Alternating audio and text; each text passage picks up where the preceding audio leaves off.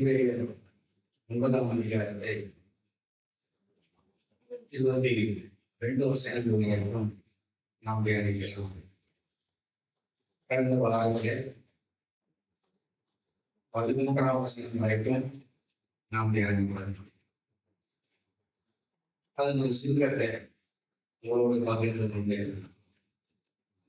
இந்த வாரத்தில் உள்ளதான அடுத்த தியானம் செய்ய பொன்னாவசனத்தை சொல்லுகிறார். அன்றையும் முதலாம் உடன்படிக்கையானது ஆன்மாவினை கேட்க முறைமைகளும் பூமிக்குரிய ஸ்தலம். முதலாம் உடன்படிக்கை குறித்து அவர் அதை சொல்லும்போது பூமிக்குரிய முறைமைகள், பூமிக்குரிய பரிசுத்த ஸ்தலம் என்றால் ஆசைக்கு கூடாரமானது பூமிக்குரிய ஒரு கூடாரமாக செய்யப்பட்டது, உருவாக்கப்பட்டது. அந்த பூமிக்குரிய கூடாரம் உருவான விதம் தமிழக தெரியும். பழைய பாட்டில தங்களுடைய சொல்லுகிறார். அங்கே ஒரு உடன்படிக்கையை தேவைப்படுகிறார். அந்த முதலாம் உடன்படிக்கை, அந்த உடன்படிக்கையில ஆறாவது கேட்கிற முறைகள் என்று சொல்லும் பொழுது ஆறாவது கேட்கிற ஒழுங்குகள், அனாவசனங்கள். ஆறாவது கேட்கிற மெத்தட்ஸ், முறைகள். அடுத்தது அவங்க எல்லாம் பூமிக்குரிய ஒரு பரிசுத்த ஸ்தலமாக. அடுத்தது அங்கே நாம் காண்கிற அந்த கூடாரத்தில் என்னென்ன இருக்கிறது என்றால், முதலாவது கூடாரம், அதனுள்ளே குத்து விளக்கு, மேஜை, சமூகத்தின் அப்பங்கள், இவைகளெல்லாம் பரிசுத்த ஸ்தலத்திலே. பிரகாரத்திலே பலிபீடம், தண்ணீர் தொட்டி. அதுக்கப்புறமாக அங்கே ஒரு திரை இருக்கிறது. அந்த திரையை கடந்து போகும்போது, பரிசுத்த ஸ்தலத்துடைய திரையை கடந்து போகும்போது அங்கே என்ன இருக்கிறது? நாம் கடந்த வாரத்தில் தியானித்தோம். பொன் தூவ கலசம், குற்றத்தினால் மூடப்பட்ட உடன்படிக்கை பெட்டி, மண்ணால் வைக்கப்பட்ட ஒரு பாத்திரம், தளிர்த்த தோல்,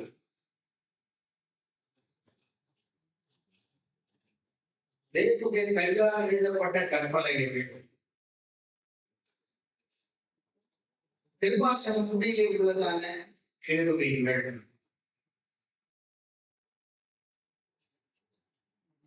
ஆசாரியர் முதலாம் கூடாரத்தில் பிரவேசிக்கும் போது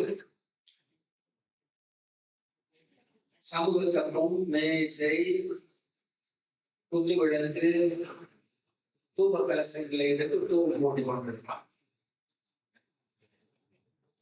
இரண்டாம் கூடாரத்துக்குள்ளதான் திரைக்குள்ளேதான் உடன்படிக்கை பெட்டியிருக்கிறது. நாம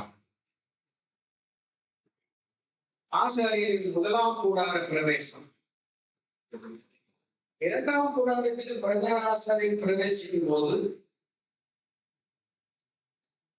தன்னுடைய கைகளிலே ரத்தத்தை எடுத்துக்கொண்டு பிரவேசிப்பான். போன வாரம் அதை நாம் தியானிக்கிறோம்.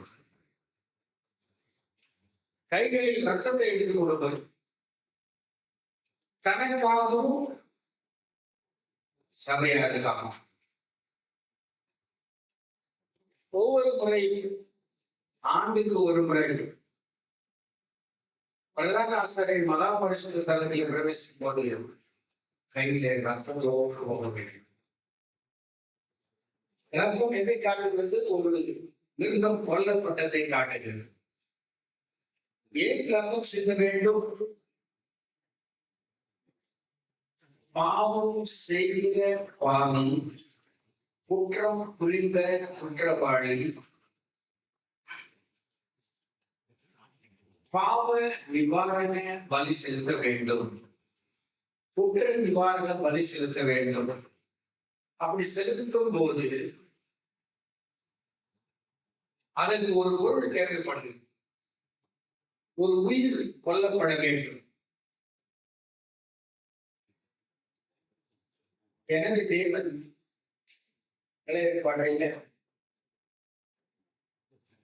நம்முடைய பாவத்திற்காக ஒரு உயிர் பலி கொடுக்கப்பட வேண்டுமானால் அதற்கு சில திருக்கங்களை அவர் தெரிந்திருந்தார். ஆடு, மாடு, புறா, இவைகளிலே தேவன் சொன்ன அந்த முறைப்படி உள்ளதாக மிருகங்கள் பலனைகள். இதை கொண்டு ஏன் அப்படி மிருகத்தை கொள்ளும்படியாக தேவன் நியமனம் செய்தார்? ரத்தம் கொண்டு போக வேண்டும். இது எதுவரைக்கும் இவைகள் நடந்தது என்றால் 8ஆம் வசனத்திலே 7ஆம் வசனத்திலே நாம் வாசிக்கலாம். 2ஆம் கூடாரத்திலே பிரதான ஆசாரியன் மாத்திரம் வருஷத்துக்கு ஒரு தரம் ரத்தத்தோடு பிரவேசித்து அந்த ரத்தத்தை தனக்காகவும் ஜனங்களுடைய தகுதிகளுக்காகவும் செலுத்துவான். அதில் 1ஆம் கூடாரம் இருக்கும் அளவு பரிசுத்த ஸ்தலத்துக்கு போகிற மார்க்கம் இன்னும் வெளிப்படவில்லை என்று பரிசுத்த ஆவியானவர் தெரியப்படுத்துகின்றார். அந்த கூடாரம் இக்காலத்துக்கு உதவுகிற ஒப்பனையாக இருக்கிறது. அதற்கேற்றபடி செலுத்தப்பட்டு வருகிற காணிக்கைகள், பலிகள், ஆராதனை செய்கிறவருடைய மனசாட்சியை பூர்ணப்படுத்த கூடாதவைகளாம். அப்பொழுது செலுத்தப்பட்ட அந்த காணிக்கைகள், பலிகள், இவைகள் அனைத்தும் ஆராதனை செய்கிறவருடைய மனசாட்சியை பூர்ணப்படுத்த முடியவில்லை. 10ஆம் வசனத்தில் முக்கியமான ஒரு வார்த்தையை நாம் தியானிக்கிறோம். இவைகள் சீர்திருத்தல் உண்டாகும் காலம் வரைக்கும். என்ன காலம்? சீர்திருத்தல், ரெக்டிபிகேஷன், சீர்திருத்தல் உண்டாகும் காலம்.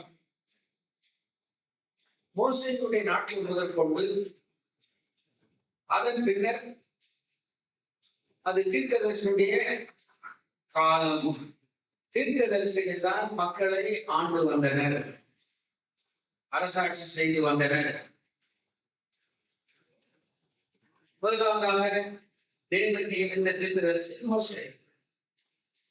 அதன் பின்னர் மோசே மரித்த பின்னர் யோசுவா. யோசுவா அந்த ஊழியத்தை செய்து மரித்த பின்னர்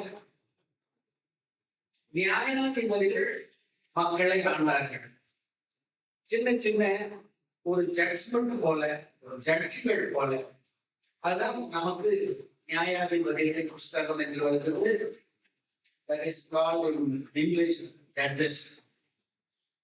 The judges are தீர்ப்பு சொல்லிட்டு மக்களுக்கு அவர்கள் பனிஷ்மெண்ட், தண்டனைகளை அளித்து வந்தனர். அதுல ஏராளமான ஜட்ஜஸ் நாம் பார்க்கலாம். நியாயாதிபதிகள் 1 முதல் கடைசி அதிகாரம் வரை நியாயம் இருந்து வந்தனர். சில நேரங்களிலே கர்த்தர் தம்முடைய ஜனங்களையே அந்நிய ராஜாக்களுடைய கையில் விட்டு போட்டார் என்று பாருங்கள். அவரே ஒருவன் கிதியோன், ஒருவன் சிம்சோன் போன்றவர்களை எல்லாம் வந்தார்கள். அதன் பின்னர் தேவன் இன்னொரு தீர்க்கதரிசியை எழுப்பினார். அவரை பெயர் சாமுவேல். அதை 2 புஸ்தகங்களாக பார்க்க. 1, 2 சாமுவேல். இவைகளுக்கு அப்புறம் தேவன் ஜனங்கள் மோசேயை சாமுவேலை பார்த்து கேட்டார், எங்களுக்கு மோசேல் ஒரு ராஜா வேண்டும், மற்ற ஜனங்களைப் போல, மற்ற நாடுகளைப் போல எங்களுக்கு ஒரு ராஜா வேண்டும் என்று கேட்டார். அது கர்த்தருடைய பார்வைக்கு கொல்லாமல் இருந்தது, விருப்பம் இல்லாமல் போயிற்று. எனவே தேவன் சாமுவேலை பார்த்து சொன்னார், நீ ஒரு தைல கொம்பு ஆயின்மெண்ட் ஆயில் எடுத்து கொண்டு வா என்று சொல்லுவேன். நம்ம ஆங்கிலத்தில பாட்டில் சொல்லுவோம். அந்த நாட்களிலே பாட்டில் கண்டுபிடிக்கப்படாத நேரங்களிலே கடவுளுடைய பொம்மை பயன்படுத்தினார். அதுலதான் நறுமணம் நிறைந்த எண்ணெயில் ஊற்றி வைத்திருப்பார். எனவே அந்த தைல பொம்மை போகுவா, நான் சொல்லுகிற இடத்துக்கு போகும். கர்த்தர் சாமுவேலை நடத்தின விதம் மிகவும் ஆச்சரியமான. யாரை தெரிந்து கொள்வார், என்ன செய்ய போகிறார் என்று சாமுவேல் கர்த்தரை பார்த்து கேட்கவே இல்லை. ஏனென்றால் எப்பொழுதும் சாமுவேல் தன்னுடைய தொடர்பிலேயே இருக்க வேண்டும் என்று சாமுவேலை தேவன் எதிர்பார்க்கிறார். எங்கே போவது ஆண்டவரை, நான் சொல்றேன் இடத்துக்கு போகும். அப்படி போகும்போது நான் சொல்லுகிற ஆளை நீ ராஜாவாக இஸ்ரவேலின் மேல் அபிஷேகம் பண்ண. அப்படியான சாமுவேலுக்கு யாரும் தெரிந்து கொள்ள போறோம்னு தெரியாது. இந்த காலத்துல அப்படி கிடையாது. அந்த நாட்டிலேயே செல்போன் கிடையாது, லேண்ட்லைன் தொலைபேசி கிடையாது, தண்ணி கம்பிகள் கிடையாது. ஆனால் அந்த நாட்களிலே தேவனுக்கும் சாமுவேலுக்கும் ஒரு சிக்னல், ஒரு டவர் இருந்தது. சாமுவேல் எப்பொழுதும் தேவனோடு தொடர்பில் இருந்தார். நம்ம நினைக்கிறோம் இப்பொழுதுதான் செல்போன் வந்து, இந்த செல்போன் எல்லாம் வருகிறதுக்கு முன்பதாகவே சேட்டலைட் போன் சாமுவேல் கிட்ட இருந்தது. தேவனோடு கூட சாமுவேல் எப்பொழுதும் தொடர்பு நிலையில் இருந்தால் ஒரு நாளும் துண்டிக்கப்படவில்லை. துண்டிக்கப்படாத அந்த நிலையில இருந்ததுனாலதான் நான் தெரிந்து கொள்கிற பெத்லகேம் ஊரிலே ஈசாயினுடைய வீட்டுக்கு போ என்று சொல்கிறார். போகிறார் சாமுவேல். இது தீர்க்கதரிசியுடைய காலம், நியாயாதிபதியுடைய காலம் முடிந்து தீர்க்கதரிசியுடைய காலம். இப்பொழுது ராஜாக்களுடைய காலம் வருகிறது. அந்த ராஜாவை ஏற்படுத்துகிறதுக்கு சாமுவேலை கர்த்தர் தெரிந்து கொண்டார். சாமுவேலை எப்பொழுது தெரிந்து கொண்டார்? சின்ன பையனா இருக்கும் பொழுது. இன்னும் ஒரு வார்த்தை மேலே சொல்லுவோமானால், அவனுடைய அம்மா, சாமுவேலுடைய அம்மா அண்ணாள் கேட்கிறார், ஆண்டவரே நீர் எனக்கு ஒரு குமாரனை, ஒரு பையனை கொடுத்தால் நான் அவனை உமக்கு ஒப்பு கொடுப்பேன். கரங்களை தேவன் திரட்டி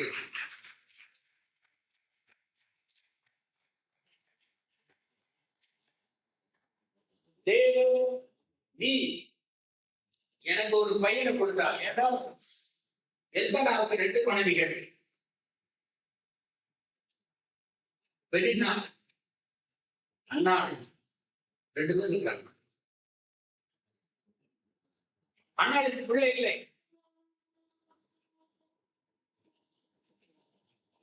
முதல் மனைவிக்கு பிள்ளை இருக்கிறது.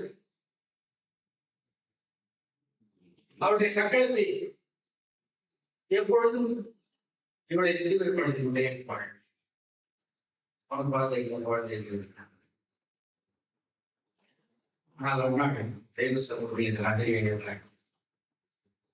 செய்தாள். எனக்கு வந்தா முதல் பிள்ளைய அது என் பிள்ளை கிடையாது, அந்த பிள்ளைய நான் செல்லுவேன், உமக்கே கொடுத்துக்க வேண்டும். அப்போ கை உண்டாகிறதுக்கு முன்பதாகவே சாமுவேலை தெரிந்து கொண்டு அண்ணாவுடைய வயிற்றிலே வைக்கிறார்.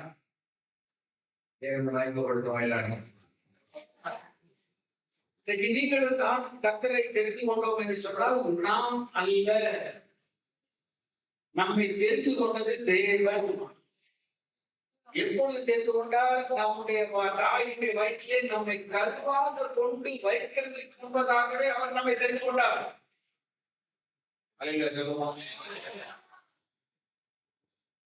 ஏதோ நான் தான் கர்த்தரை தெரிந்து கொண்டேன், நான் தான் கர்த்தரை பாடுவது இல்லை.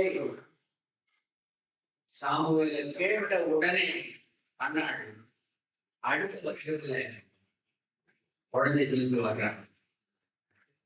குழந்தை பால் மறந்தது என்ன என்னுடைய கரங்களில் ஒவ்வொருக்கிறாள்.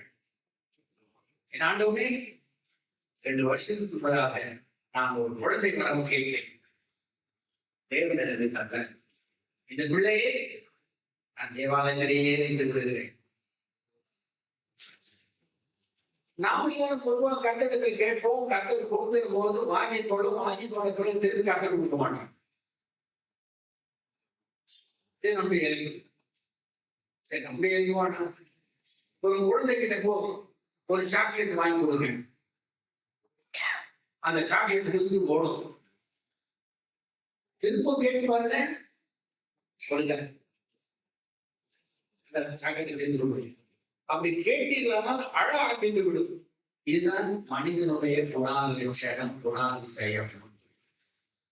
ஆனால் அண்ணாள் இதுல மிக உறுதியாக நான் கர்த்தரிடத்தில் கேட்கிறேன், கர்த்தருக்கு பொழுதுமே அந்த தீர்க்கதரிசியா சாமுவேல். அவர் பெத்லகேமியனாகி ஈசானுடைய வீட்டுக்கு நான் உன்னை அனுப்புகிறேன், நீ போ. போன பின்னர் அவர் கேட்கிறார், ஈசாயின் ஒன்றுமே சொல்லவில்லை. அந்த குடும்பமே பயந்து நடித்தது. என்ன மாபெரும் தீர்க்கதரிசி அவருடைய வீட்டுக்கு வந்திருக்காரே, ஒன்றும் இல்லப்பா, உங்க பிள்ளைகளை கூப்பிடு. முதலாம் அவன் வந்தான். உயரமான உடல் ஆச்சாரம் பாகமான ஒரு தோற்றம். சாமுவேல் தன் உள்ளத்திலே எண்ணுகிறார், இவன் தான் கர்த்தரால் தெரிந்து கொண்டவன் போல இருக்குமா? உடனே மனதில் யோசிப்போதே கர்த்தர் சொல்கிறார், இப்படிட்டார். உடனடியாக நம்முடைய யோசனைகள் மூலமாக நாம் கர்த்தரோடு பேச முடியும். நாம் சிந்திக்கும் போதே அவர் அறிவார். நினைவினுடைய தோற்றங்களை எல்லாம் அறிந்தவர். சிந்திக்கையிலே அவர் சொல்லிவிட்டார், இவன் அல்ல, நான் இவனை புறங்கடிந்தேன், நான் ரிஜெக்ட் பண்ணிட்டேன். 2வது பிள்ளைகளை அழைத்து கொள்வான். அவனையும் இல்லை உள்ள சொல்ற உள்ளவே சேட்டலைட் போன், செல்போன் காலையில் இருக்கும். மைண்டுக்குள்ள போன அந்த போன் கர்த்தருடைய போன், கர்த்தருடைய சப்தம் நம்முடைய காதுகளிலே துடிக்கும், இல்லை செவிகளிலே கேட்கும். 3வது இவனும் இல்லை. எல்லா பிள்ளைகளும் வந்துட்டு போயிடுறாங்க. கடைசியா பல பிள்ளைகள் இல்லையா, சின்ன பையன் இருக்கிறான், அவன் இன்னும் சரியா படிக்க முடியல, அவன் காட்டுல எங்க ஆடுகளை தைத்து சரி அவனும் அரசியல். அவன் அரசியல் உடனே அவன் தூரத்திலே நடந்து வரும்பொழுது அவனுடைய நடையினுடைய தோற்றமே, நடையினுடைய கொள்கை சாமுவேல் பேச ஆரம்பிக்கும். எப்படிப்பட்டவன்? அவன் இளைஞனும் சிறந்த வேலையும் அழகு நிறைந்தவனுமாக, அவன் சர்வமும் பூரணமாக. கதை சொல்ற, நான் தெரிந்து கொண்ட ராஜா இவன் தான். ஏன் அப்படி தெரிந்து கொண்டார்? அந்த வம்சத்திலே, தாவீதுடைய வம்சத்திலே இயேசு போகிறார். அப்படி தோன்றுவதற்காக ஒரு கோத்திரத்தை பல 1000 ஆண்டுகளுக்கு முன்பதாக தெரிந்து கொள்கிறார். இந்த காலை நேரத்திலே வசனத்தை கேட்கிற ஒவ்வொருவரும் தேவன் உங்களை தெரிந்து கொண்டதை எண்ணி கர்த்தரை மகிமைப்படுத்த வேண்டும். ஏதோ ஒரு எதேச்சையாக தன்னிச்சையாக இங்கே வந்து விட்டோம் என்று சொன்னால் நாம் தன்னிச்சையாக வந்து விட்டு போய்விடுவோம். தேவன் என்னை பல 1000 ஆண்டுகளுக்கு முன்பதாகவே தெரிந்து கொண்டார்.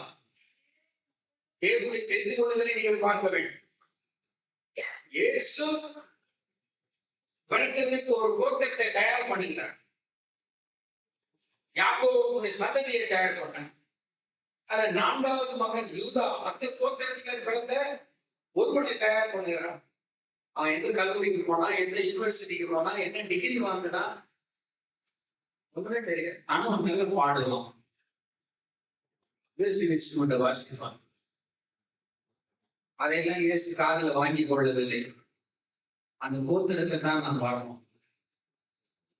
அவர் ஒருவனை தெரிந்து கொண்டால் அவர் எப்படிப்பட்ட பாவியா இருந்தாலும், எப்படிப்பட்ட துன்மார்களா இருந்தாலும், என்ன குறைவுகள் இருந்தாலும், எந்த குறைபாடுகள் அவருடைய வாழ்க்கையில் இருந்தாலும் கர்த்தரை பார்க்க மாட்டார்.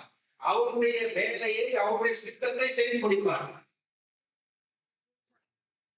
நாம் சில நேரங்களிலே நம்முடைய கணிப்பின்படி நாம் கணித்து பார்ப்போம். என்று குறைவுள்ளவர், இதிலே குறைவுள்ளவர், இவன் இதற்கு லாயக் இல்லை, இதுக்கு அவனுக்கு இந்த திறமை கிடையாது, ஆளுமை கிடையாது என்றெல்லாம் நாம் கருத்திலே யோசித்து முடிவு வந்தது. தேவன் அதையெல்லாம் பார்க்கல. அவர் ஒரே குறிக்கோள், பல ஆயிரம் ஆண்டுகளுக்கு முன்பதாக அவர் வருவதற்கு ஒரு சேனலை ரெடி பண்றார். அதற்கு பல்வேறு ஆட்களை பயன்படுத்தினார். அதற்கு தான் சாமுவேலை தெரிந்து கொண்டார். சாமுவேலை கொண்டு கூட தாவீதை தெரிந்து கொள்ளக்கூடிய செய்தார், செய்தார், முடிந்தது. அதன் பின்னர் தாவீது 40 வருஷம் அரசாளுகிறார். அவனுடைய குமாரன் சாலமோன் 40 வருஷம் அரசாளுகிறார். அவருடைய காலகட்டத்துக்கு முன்பதாகவே தேவாலயம் எப்படி நிறுவப்பட வேண்டும் என்பதையும் தேவன் மோசேக்கு வெளிப்படுத்துகிறார். அப்படி ஒரு வெளிப்படுத்தல் பெற்ற ஒரு மனிதன் தான் மோசே. இவைகள் எல்லாம் இருந்தாலும் அவர் செலுத்தின பலி, காணிக்கை, அந்த தொழுகை, அந்த வழிபாடு மனசாட்சியை கூட பூரணப்படுத்த முடியாது. அடுத்த வசனம் முக்கியமான வசனம். இவைகள் சீர்திருத்தம் உண்டாகும் காலம் அடைக்கிறது. கிட்டத்தட்ட 3500 4000 வருஷங்கள் வரைக்கும் தேவன் காத்திருக்க வேண்டியதாக இருக்கிறது. நாம் நினைக்கிறோம் இன்றைக்கு ஆர்டர் செய்யணும், நாளைக்கு ஆர்டர் செய்யணும். நாம் அந்த அளவுக்கு பொறுமை இல்லாதவர்களாக இருக்கிறோம். தேவனோ மிகுந்த பொறுமை உள்ளவர். எதுவரைக்கும் பண்ணி கேட்டால் the days of rectification, சீர்திருத்தல் உண்டாகும் காலம், அதுவரைக்கும் அந்த பலிகள், அந்த காணிக்கைகள், அந்த ரத்தம், அந்த உடன்படிக்கை, அந்த கூடாரம் தொடர்ந்துட்டே வந்தது. போனாங்க, வந்தாங்க, என்னென்னவோ குறைபாடுகள் நடந்தது. தேவன் அதையே பொருட்படுத்த வேண்டும். அவர் குறிப்பிட்ட சேனல் முழுவதை கொண்டிருக்கிறார். சில மாதங்களுக்கு முன்பதாக ஒரு செய்தியை நான் வாழ்க்கிறோம். சென்னையிலிருந்து பெங்களூருக்கு போறது 20 நிமிஷத்துல போகிறதுக்கு ஒரு டியூப் கண்டுபிடித்திருக்கிறார்கள் சென்னை ஐஐடி மாணவர்கள். வெற்றிடத்திற்குள்ளே ஒரு குழாயை உண்டு பண்ணி அந்த வெற்றிடத்திலே ஒரு கோச் செய்து பெங்களூர் போறது 20 மினிட்ஸ் பெங்களூர் போயிடும். 120 கிலோமீட்டர் 20 நிமிஷம் போயிடும். அதற்கு பிளான் பண்ணிட்டாங்க. ஐஐடி மாணவர்கள் கண்டுபிடித்து விட்டார்கள். அது உள்ள போற கோச் மேக்னெட் கிடையாது, கரண்ட் கிடையாது, டீசல் கிடையாது, கம்ப்ளீட்டா அது வேக்யூம்லேயே போகும். காற்று இல்லாத வெற்றிடத்திலேயே பறக்கும். அது போல ஒரு வாகனத்தை தயார் பண்ணிட்டாங்க. எப்போ அது இம்ப்ளிமெண்ட் ஆகும், எப்பொழுது நடைமுறைக்கு வரும் சொல்ல முடியாது. பல ஆயிரம் கோடிகள் செலவாகலாம். அதுக்கு இந்த வல்லுநருக்கு வேறு வல்லுநர்கள் வரலாம். பொருளாதார நிறைவுகள் எல்லாம் விரைந்து வரலாம். இது ஒரு கண்டுபிடித்துள்ளார். இன்னொரு மாணவன் ஒரு கார் திடீரென்று வானத்திலே பறக்க வேண்டும், குறிப்பிட்ட இடத்துக்கு செல்ல வேண்டும் என்று அவனுடைய மனதிலே தோன்றி அவன் ஒரு காரை கண்டுபிடித்திருக்கிறான் இந்தியாவில். இன்னொரு மாணவன் தண்ணீரிலே கார் ஓடுவதற்கு ஒரு இன்ஜின் தயார் பண்ணினாங்க. இதெல்லாம் காலப்போக்கில் இருக்காலே நடைமுறைக்கு வரும் என்ற சந்தேகமே கிடையாது. எப்படி தாமஸ் ஆல்வா எடிசன் மின்சாரத்தை கண்டுபிடிக்கிறார், பல்பை கண்டுபிடிக்கிறார். சார்லஸ் ஸ்டீவன்சன் ரயில் இன்ஜினை கண்டுபிடிக்கிறார். இப்படி ஒவ்வொருத்தரும் கண்டுபிடித்த அந்த கண்டுபிடிப்புகள் நிறைவேறி பூரணமாக நாம் அனுபவிக்கும் நிலையிலே வருவதற்கு பல 3 ஆண்டுகள் ஆகிவிட்டது. நான் சொன்ன இந்த 2 கண்டுபிடிப்புகள் நான் ஒரு முறை 90ஆம் வருஷம் நியூஜெர்சியிலிருந்து சென்னைக்கு வர வேண்டும். அதற்கான விமானத்தை நான் விமான நிலையம் சென்றடைவது விமானத்தை பிடிக்க புறப்பட்டு ஒரு பாஸ்போர்ட் கொண்டு வந்தேன். அவர் வீட்டு போயிட்டு இமிகிரேஷன் போன உடனே உங்களுடைய விமானம் கான்டினென்டல் ஏர்லைன்ஸ் ஈத்தர் ஏர்போர்ட்டுக்கு போகாது, கேட்விக் ஏர்போர்ட்டுக்கு போகணும். நீங்க அங்கிருந்து ஈத்தர் ஏர்போர்ட்டுக்கு போகணும், அங்கிருந்து தான் உங்களுக்கு சென்னை விமானம். நீங்கள் கேட்விக் ஏர்போர்ட்ல இருந்து ஈத்தர் விமான நிலையத்துக்கு போகிறதுக்கு உங்களுக்கு வீசா வேணும். அவங்க பஸ்ல கொண்டு போவாங்க, அதற்கு வீசா வேணும். லண்டன் வீசா கிடையாது. உடனே என்ன செய்யலாம்? உடனே அவங்க ஒரு ஆலோசனை சொன்னார்கள், நாங்கள் ஹோட்டல் உங்களுக்கு இலவசமாக 5 ஸ்டார் ஹோட்டல் தரோம், ஏர்போர்ட்ல இருக்குது. காலையில போய் பிரிட்டிஷ் எம்பசி நியூயார்க்ல இருக்கிறது வீசா எடுத்து வாங்க, அடுத்த நாள் உங்களுக்கு விமானத்தில் தொடரும் படுத்தி அனுப்பி. நான் இங்கே தொடர்பு கொள்வதற்கு அந்த நாட்டில் செல்போனும் கிடையாது, எங்க வீட்டுல டெலிபோனும் கிடையாது. உடனே சொந்தத்துக்கு போன் அடிக்கிறேன். நான் வந்து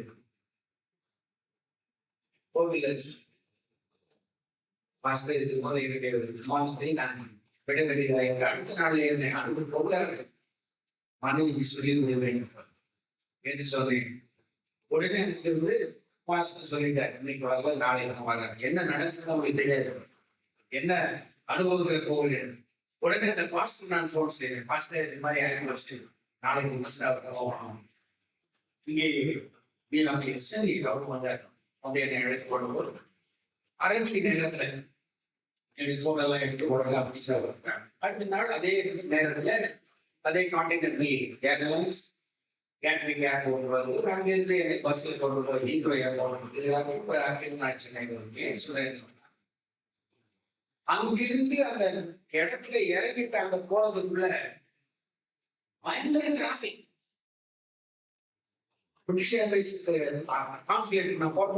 பயங்கரமா டிராபிக். அப்ப நான் யோசிச்சுட்டு என்ன பாஸ்டர் டிராபிக் இவ்வளவு கண்டுபிடிப்பு இருக்குது. நம்ம ஏற்காடுக்கு மேல ஒரு ப்ரொப்பல்லர் வச்சுட்டு சுவிட்சு கட்டினோன்னு கார் நேரம் மேலேயே போய் நம்ம போக வேண்டிய இடத்துக்கு போய் சேர்த்தால் எவ்வளவு நல்லா பிரபு பார்க்கிறார். அதே தொழில்நுட்பத்தை 10 ஆண்டுகளுக்கு எடுத்து அமெரிக்காவுக்கு ஒருத்தர் கண்டுபிடிச்சான். கனடாங்க என்னுடைய சிலையில 90 வருஷம் வருது, 10 வருஷம் கழிச்சு ஒருத்தர் கண்டுபிடிக்கிறாங்க. அப்ப இப்போது தொழில்நுட்பங்கள் கண்டுபிடிப்புகள் எல்லாம் நிறைவேறுவதற்கு பல ஆண்டுகள் ஆகும் என்பதை சொல்கிறதாக இந்த உதாரணத்தை சொன்னேன். சீர்திருத்தல் உண்டாகும் காலம் எது வரைக்கும்? கிட்டத்தட்ட 3,000-4,000 வருஷம் சீர்திருத்தல் நடக்கல. தேவன் அப்படியே விட்டுட்டார். இயேசுவை உலகத்தை கொண்டு வருவதுதான் சீர்திருத்தல், ரெஃபர்மேஷன், சீர்திருத்தல், புனரமைப்பு. ஆனால் அந்த சீர்திருத்தலாகிய ரெஃபர்மேஷன் வருகிறதுக்குள்ளாக இயேசுவை படாத பாடுபடுத்தினார்கள். ஒரு ரெஃபார்மர் புதித்து விட்டாலே ஏராளமான பிரச்சனைகளை சந்திக்க வேண்டியதாயிரும். ஏராளமான பிரச்சனைகள். மார்ட்டின் லூத்தர் ஒரு ரிஃபார்மர் ஏராளமான பிரச்சனைகளை சந்தித்தார். கொஞ்ச நெஞ்சம் அல்ல. தன்னுடைய சபையாரால், தன்னுடைய ஸ்தாபனத்தால் மிகவும் அச்சுறுத்தப்பட்டார். எனவே சீர்திருத்த காலம் வந்தது. சீர்திருத்தவாதியாக இயேசு வளர்ந்தார். வசனம் சொல்கிறது, சீர்திருத்தம் உண்டாகும் காலம் வரைக்கும் நடந்தேறும்படி கட்டளையிடப்பட்ட போஜன பானங்கள், பலவித ஸ்நானங்கள், சரீரத்துக்கேற்ற சடங்குகள் எல்லாம் வேறல்ல. அந்த போஜன பானம் என்ன? அந்த போஜன பானம் பஸ்கா பண்டிகையில சாப்பிடுகிற போஜன பானம். அதன் பின்னர் பலவித ஸ்நானம். ஆசாரியனுக்கு ஒரு ஸ்நானம், நோயாளிக்கு ஒரு ஸ்நானம், குற்றம் செய்தவனுக்கு ஒரு ஸ்நானம், பாவம் செய்தவனுக்கு ஒரு ஸ்நானம். இப்படியெல்லாம் பலவித ஸ்நானங்கள் காணப்பட்டது. அது சொல்கிறார், இதெல்லாம் சரீர சடங்குகள். மோசேயை துவக்கி இயேசு கிறிஸ்து வரைக்கும் நடந்தவர்கள் எல்லாம் சரீர சடங்குகள் தான். அந்த வசனம் முக்கியமான கிறிஸ்துவானவர் வரப்போவர் நன்மை கொடுக்கக்கூடிய பிரதான ஆசாரியராய் வெளிப்பட்டு கையினால் செய்யப்பட்டதாகி இந்த சிருஷ்டி சம்பந்தமான கூடாரத்தின் வழியாக அல்ல, கையினால் செய்யப்பட்ட இந்த சிருஷ்டி சம்பந்தமான கூடாரமாகிய பிரதான பரிசுத்த சரம் அந்த வழியாக அல்ல, இந்த சிருஷ்டி சம்பந்தமான அந்த கூடாரத்தின் வழியாக அல்ல, பெரிது புத்தகமான கூடாரத்தின் வழியாக. அவர்கள் சொல்லுகிறது ஒரு உத்தமமான கூடாரம். அந்த உத்தமமான கூடாரம் எது? அந்த உத்தமமான கூடாரம் யார்? இயேசு கிறிஸ்து.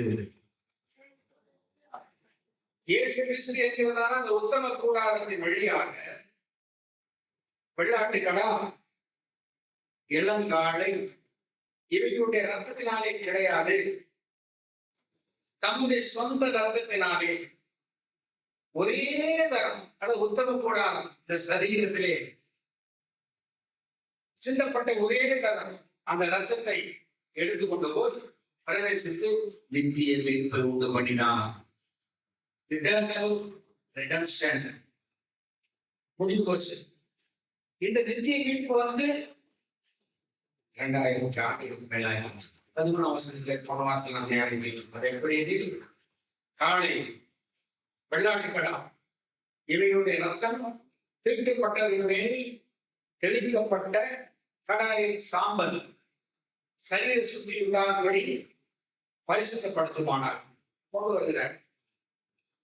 நம்முடைய தமிழ் கலாச்சாரத்தை, தமிழர்களுடைய ஆறாவது முறையை கரெக்டாக கொண்டு வருகிறார்.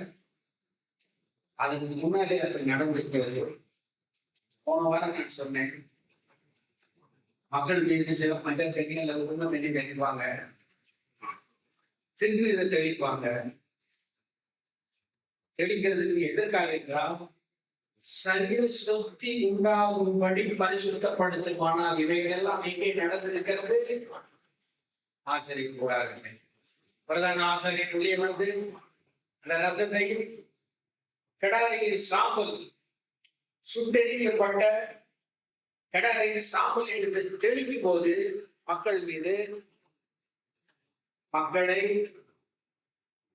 சரீர சுத்தி உண்டாகும்படி செய்கிறது என்ற ஒரு நம்பிக்கை அடிப்படையிலே அவங்க செய்து கொண்டே வந்தார்கள்.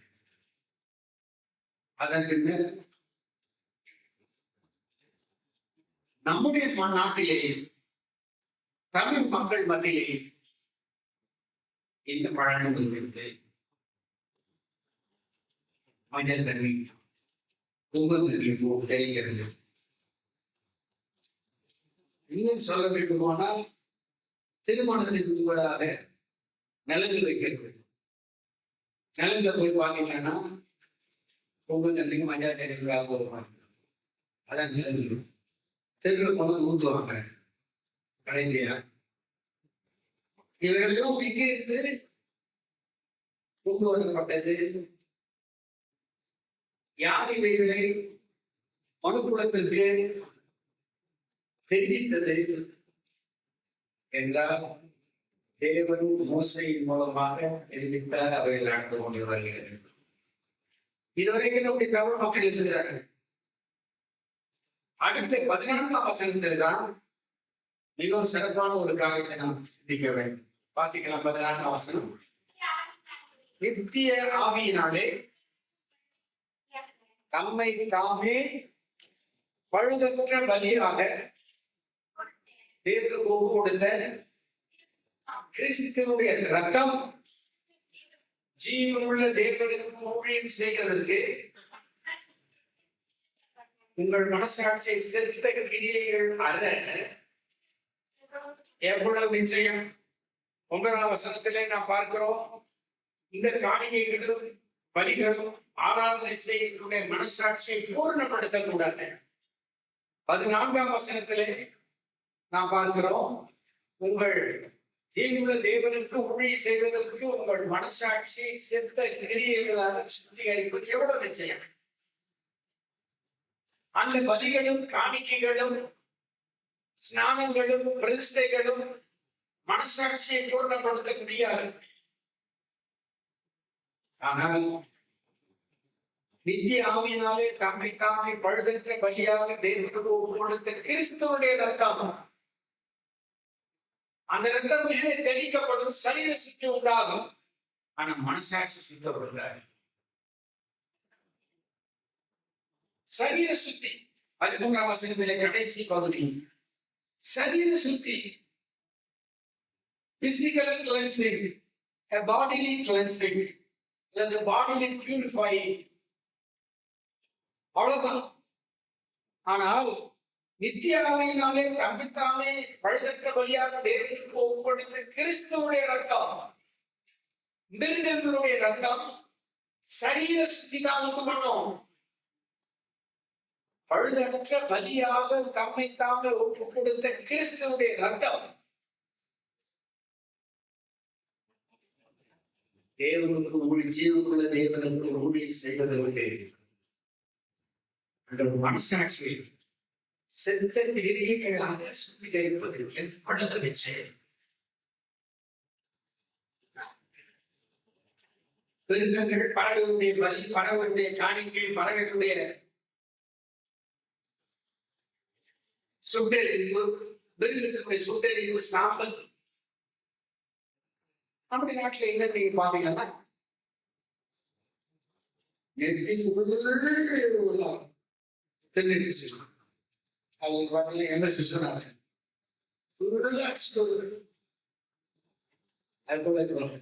சரண்ராஜன் ஒரு பையன் சூப்பர் சிங்கிங் வருவாங்க. அவன் ஃபுல்லா இளையராஜா குரல்தான். அப்படி இருக்கவாரு இன்னும் பையன் செரோம் கண்ணு மூடி கேட்டா டான்ஸ் பாடுறாங்க. அந்த டோன் அப்படியே இருக்கும். அந்த சரண்ராஜா பாத்தீங்கன்னா ஃபுல்லா இதுவரைக்கும் திரு அடிச்சிருப்பாங்க. காலையில் படிச்சிருக்கிறாங்க, ஜெகமும் படிச்சிருந்தாங்க. சூப்பர் சிங்கிங் பாடம் ஃபுல்லா அப்படியே திரும்பி அப்படி அந்த திருநீரை பூசிக்கிட்டாலே சரிய சுத்தி உண்டாகும் என்கிறதான நம்பிக்கையை மோசேயுடைய பிரமாணத்தின் மூலமாக உலகத்துக்கு கொடுக்கப்பட்டது. நித்திய ஆவியினாலே தம்மை தாமே ஒப்பு கொடுத்த கிறிஸ்துவுடைய ரத்தம் நம்முடைய நெத்தியை மாத்திரமல்ல, மனசாட்சி செத்த கிரிகளை சுத்தப்படுத்துகிற ஒரு விஷயம். இந்த காலையிலே நாம் கூடி வந்திருக்கிறோம். தேவனுடைய பிள்ளைகளாக என்னுடைய மனசாட்சியை சுத்தமாக்கின கிறிஸ்துவுடைய ரத்தத்திற்காக நான் ஸ்தோத்திரிக்கிறேன். சொல்லுவோமா? சொல்லுங்க, சத்தமா சொல்லுங்க.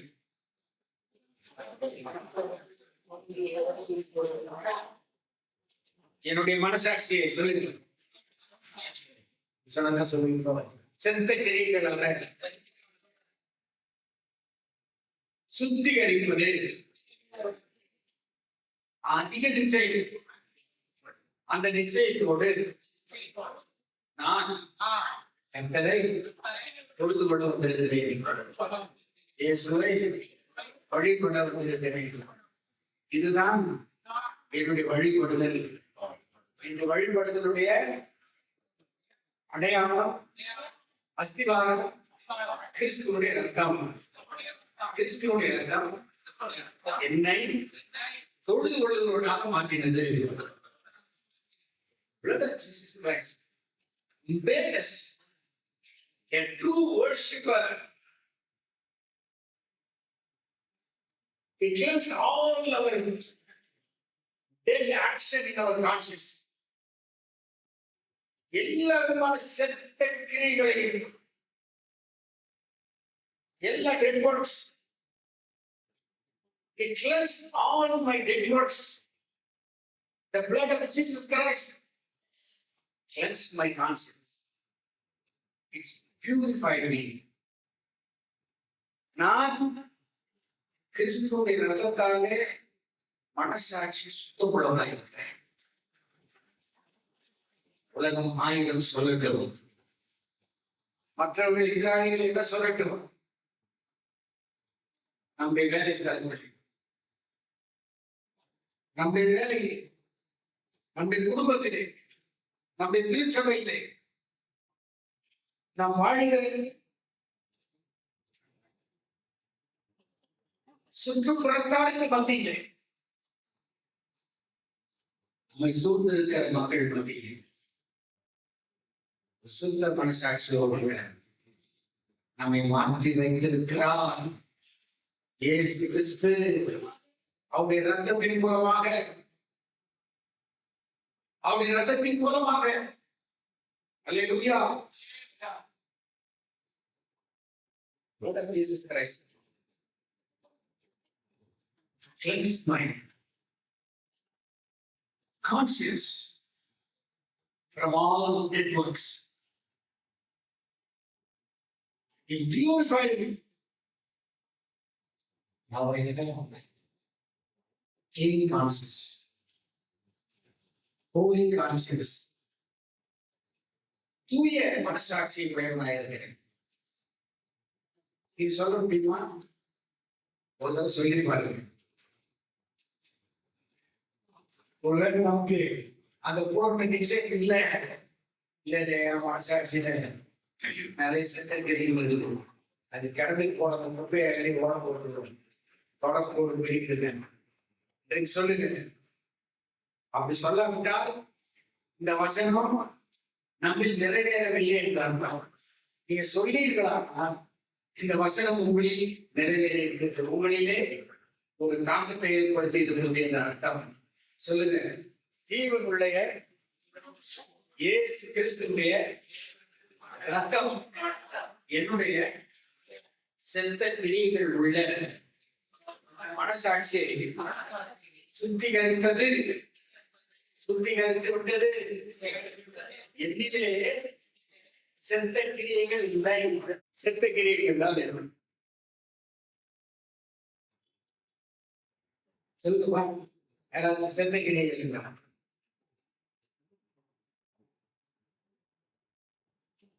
கேள்வி கேட்டா ஒருத்தர் பாக்கணும்,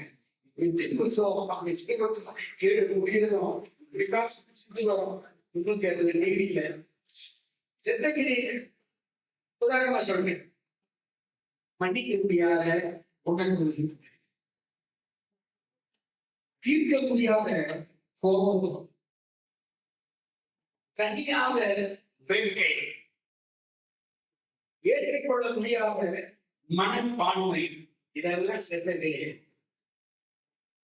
சொல்லுங்க சொல்றேன். சொல்லுங்க. ஒன்று மன்னிக்க முடியாது. இரண்டாவது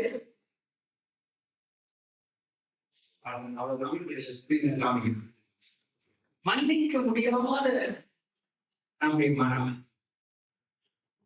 அல்லது மன்னுடைய தவறுகள். அடுத்தது தனியாத கோபம். கோபம் தனியவே தெரியாது. பல மணி நேரம், சில நாட்கள் கோபம் வந்துச்சுன்னா, சண்டை வந்துச்சுன்னா புருஷன் சாப்பிட மாட்டாங்க. சோற வேணாம் அப்படியே பண்ணியாரு செத்து போறேன். தனியாத கோபம், அடக்க முடியாத ஆத்திரம். இதெல்லாம் நல்ல கிரியா, நல்ல கிரியா. சித்த கிரியைகள். இன்னும் ஒரு படி மேலே போவானார். பழைய ஏற்பாட்டில் செய்த எல்லா பணிகளும் காணிக்கைகளும் எல்லா காரியங்களும் சித்த கிரியைகள். அதான் சொல்லணும். இயேசு கிறிஸ்துவின் ரத்தம் அந்த சித்த கிரியைகளால நாம சுத்திகரிக்கிறது நிச்சயம். நான் இயேசுவின் ரத்தத்தினால் சொல்லுங்க, என் மனசாட்சியை சித்த கிரியைகளால சுத்தமாக்கினார் என்று விசுவாசிக்கிறேன், நம்புகிறேன். இன்று முதல் நான் சுத்தமான மனசாட்சியை உடையவன்.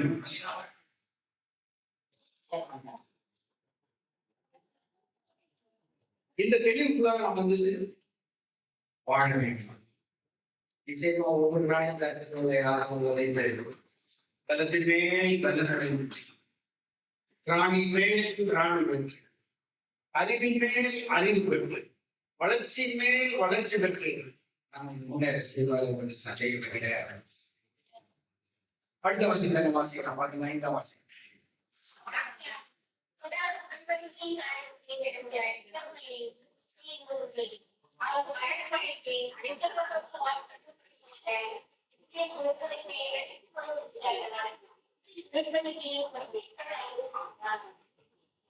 முதலாம் உடன்படிக்கையின் காலத்தில் நடந்த அக்கிரமங்களை நிவர்த்தி செய்யும் பொருட்டு அவர் மரணமடைந்தார்.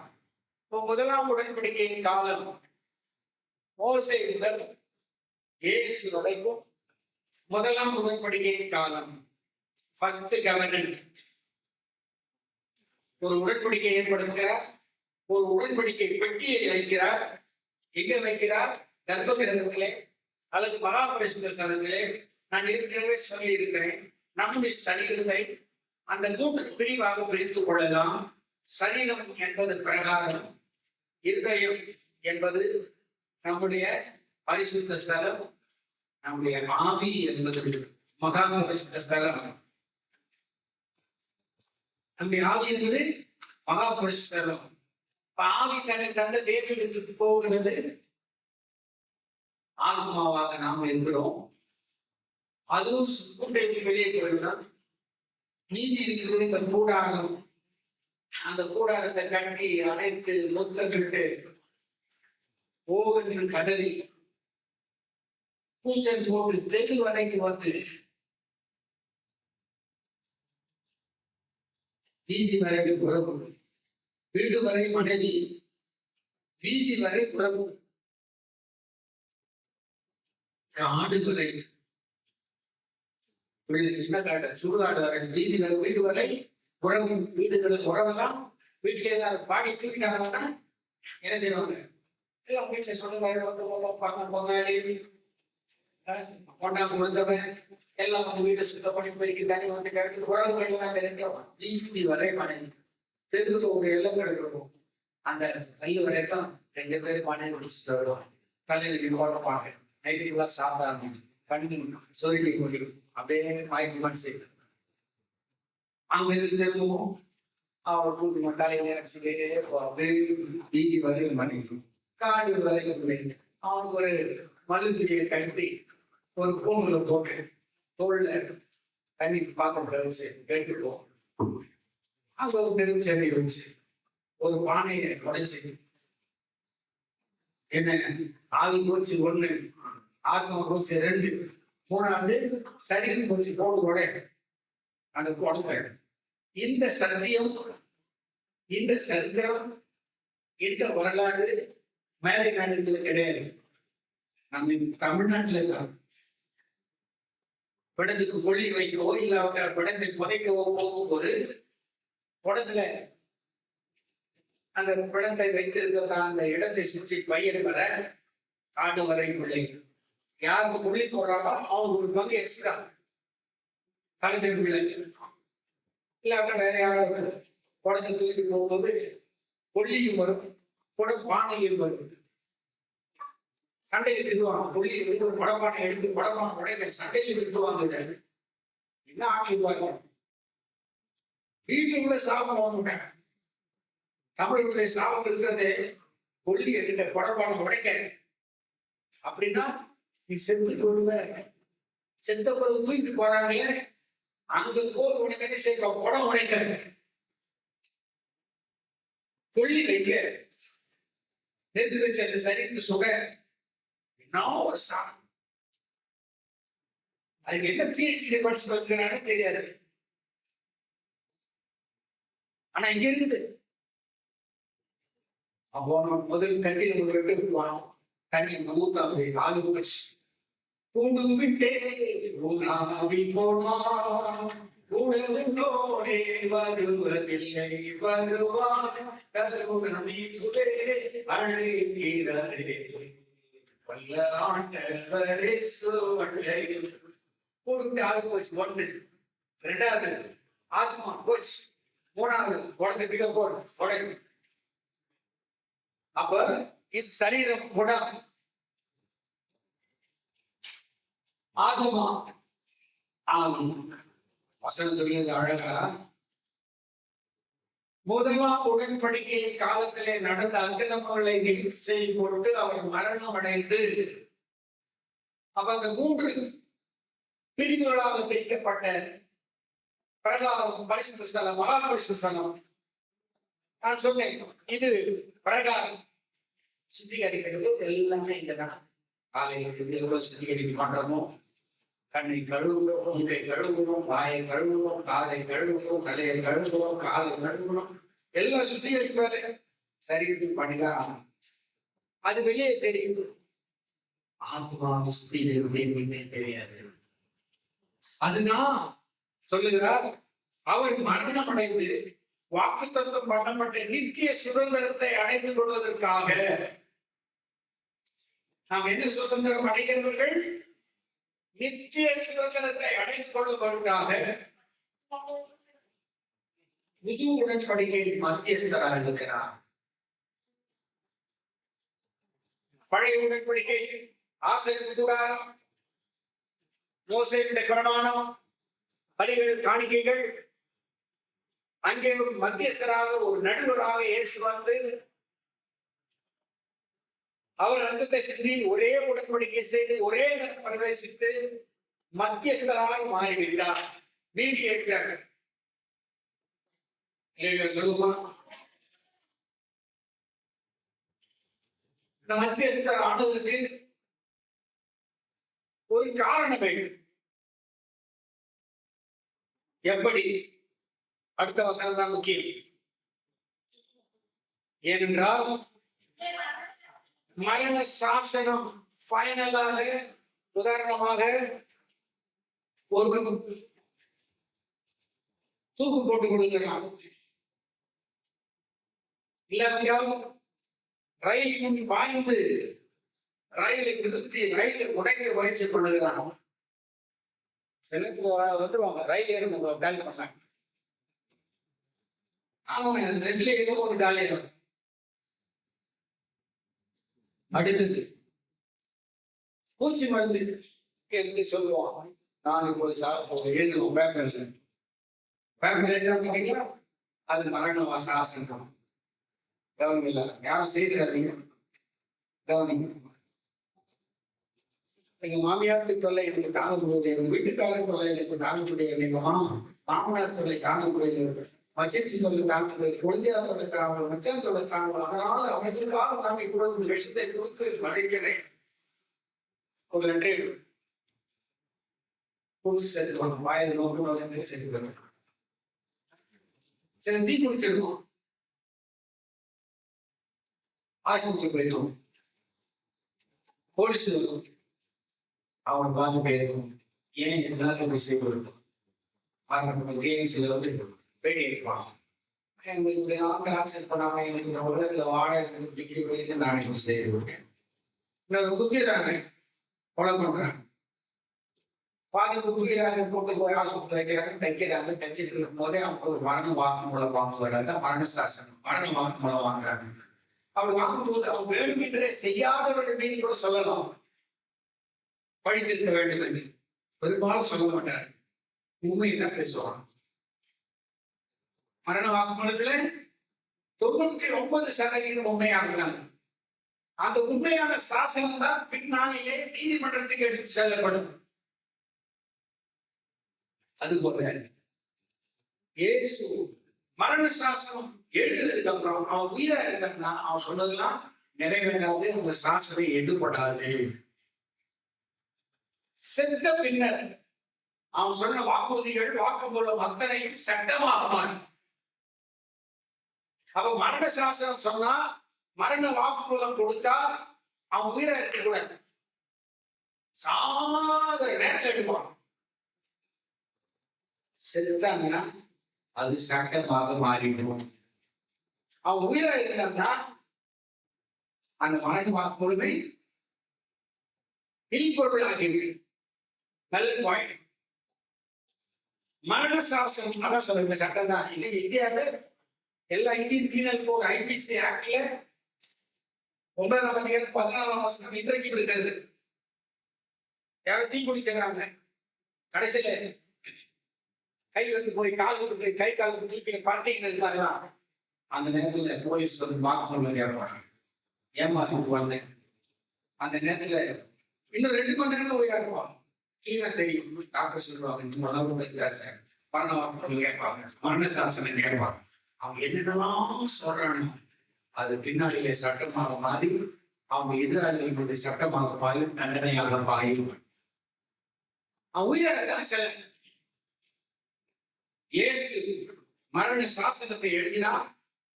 அந்த சாசனத்தை எழுதினுடைய மரணம் உண்டாக வேண்டும். எப்படி மரணம் உண்டான பின்பே மரண சாசனம் உறுதிப்படும்.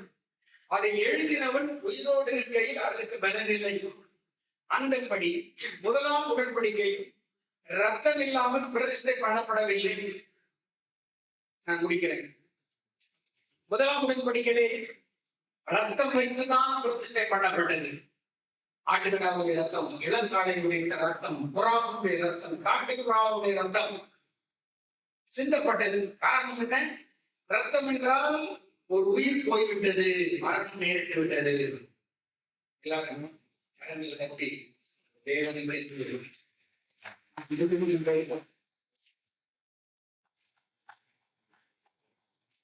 ஒரு ரத்தம் சிந்தப்பட்டதுக்கு ஒரு உயிர் போச்சுன்னு அர்த்தம். எனவே பழைய ஏற்பாட்டிலே காணப்பட்ட அந்த சாசனம் 1ஆம் உடன்படிக்கையிலும் ரத்தம் இருந்தது. ரத்தம் இல்லாமல் பிரதிஷ்டை பண்ணப்படவில்லை. நம்பிக்கிறோம். எப்படி மோசே நியாயப்பிரமாணத்தின்படி சகல ஜனங்களுக்குள்ளும் எல்லா கட்டளைகளையும் சொன்னதென்று இளங்காளை, வெள்ளாட்டுக்கடா இவைகளின் ரத்தத்தை தண்ணீரோடும் சிவப்பான ஆட்டு மயிரோடும் ஈசோப்போடும் கூட எடுத்து புஸ்தகத்தின் மேலும் ஜனங்கள் மேலும் தெளிந்தான். ரத்தம் என்றால் என்ன? உயிர். ஒரு உயிர் போச்சு. எனவே இந்த ரத்தத்தை தெளித்ததினாலே இந்த மரண சாசனம் நிறைவேறியது என்று அர்த்தம். 1ஆம் சாசனம் நிறைவேறியது. 2வது சொல்கிறார், தேவன் உங்களுக்கு கட்டளையிட்ட உடன்படிக்கை ரத்தம் இதுவே என்று சொன்னான். எதுவரைக்கும்? 10ஆம் வசனத்தில் உள்ளதான சீர்திருத்தல் உண்டாகும் காலம் வரைக்கும் மிருகங்கள் பழக்கூடிய ரத்தம். 21ஆம் இவ்விதமாக கூடாரத்தின் மேலும் ஆராதனைக்குரிய சகல பணிமுட்டுகளின் மேலும் ரத்தத்தை தெளித்தான். புஸ்தகத்தின் மேலும் தெளித்தான். அந்த காலத்துல கலைஞர் பார்த்துப்பீங்க, ஒரு மஞ்சள் கலரும் ரோஸ் கலரும் ஒரு கவரில் போட்டிருப்பான். எதனை பார்க்கிறீங்க? அந்த கல்யாண நோட்டீஸ் 4 மூலையிலையும் பாத்தீங்களா? எதிர்ப்பு பார்க்கிறீங்க இல்ல? கவரில் இருப்பாங்க. என்ன அர்த்தம்? ரத்தத்தினாலே உடன்படிக்கை பண்ணப்பட்ட திருமணம். என்ன ஒரு நடுக்கடி நம்முடைய தமிழர்கள் மோசே புத்தகத்தின் மேல தெளிக்கிறான்னா நம்மளால கலெக்டர் செஞ்சு வச்சிருவாங்க வந்தது வெளியே தண்ணி.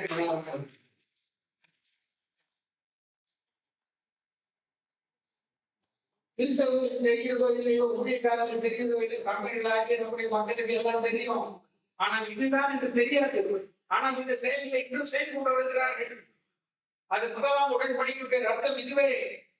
புஸ்தகத்து மேல பசங்க ஸ்கூலுக்கு புஸ்தகம் வாங்கிட்டு போனா அவங்க வீட்டுல என்ன செய்வாங்க, புத்தகத்திலே கும்பா வைப்பாங்க. எத்தனை பேர் பார்த்து தெரியும்? என் கூட படிக்கிற பசங்க எடுத்துட்டு வர புத்தகத்தை புஸ்தகத்து மேல கும்பம் வாங்கி இந்த வசனத்தின் அடிப்படையில் தான் புஸ்தகத்தின் மேலும் ஜனங்கள் எல்லாரும் தெளித்து தேவன் கொடுத்து கட்டளையிட்ட உடன்படிக்கை ரத்த காலம் தமிழகம் சிறப்பா இருக்கிறான். தமிழ் ஆசீர்வாதமா இருக்கிறான். மோசையுடைய பிரமாணங்களை அப்படியே தமிழ் செய்து கொண்டு வருகிறபடினாலே தான் எபிரேயர் 1-ம் வசனத்தின்படி 19-ம் வசனத்தின்படி மோசையுடைய கட்டளைப்படி இன்றைக்கு தமிழர்கள் தமிழ்நாட்டிலே செய்து கொண்டிருக்கிறார். புஸ்தகங்களை தெரிப்பாங்க, வீட்டில் இருக்க எல்லா பொருட்களையும் தெரிப்பாங்க, ஜனங்கள் தெரிப்பாங்க. அவ போன பொங்கல் தண்ணி மஞ்சள் தண்ணி பெற்றோம் பரவாயில்லை, அது ஒரு அடையாளமா இருக்கும். எல்லாம் நம்ம ஊர்ல இருக்குதையா, பழைய ஏற்பாடுக்குள்ளா இப்படிதான் இருக்கிறது. தமிழ்நாட்டில் அடுத்த வசனம் நியாயப்பிரமாணத்தின்படி கொஞ்சம் குறைய எல்லாம் ரத்தத்தினால சுத்தமாக சுத்திகரிக்கப்படுது. ரத்த சித்துதல் இல்லாமல் பாவ மன்னிப்பு இல்லை.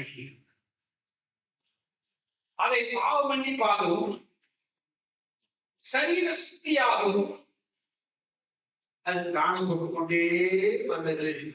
ஓசை வரைக்கும்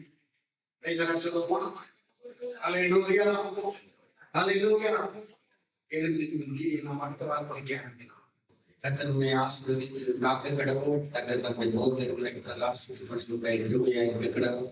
கத்தர் நம்முடைய போதகர்களை பிரசனமாக்கி உனக்கு சமாதானம் அருள் செய்ய கடவுள் என்பதே கத்தர் தாமே உங்கள் அனைவரையும் ஆசீர்வதிப்பாராக.